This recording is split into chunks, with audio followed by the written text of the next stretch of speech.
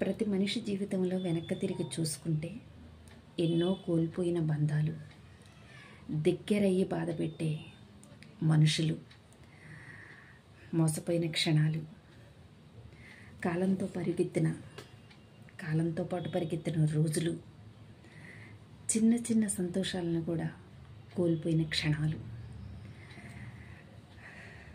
ఎవరూ సహాయం చేయక నిస్సహాయంగా నిలిచిపోయిన రోజులు, ఇవన్నీ చాలా చాలా ప్రతి మనిషి జీవితంలో ఏదో ఒక వెలితి ఉంటుంది. కోల్పోయిన సంతోషాల క్షణాలు ఉంటాయి. ఆ సంతోషాలు ఇప్పుడు పొందలేవేమో అనిపిస్తుంది. ఒకవేళ అప్పుడు పడ్డ కష్టాలు ఇప్పుడు వచ్చినా పెద్ద కష్టం కాదేమో అనిపిస్తుంది. ఎందుకంటే మనం కష్టాలన్నీ పడేసాం కదా.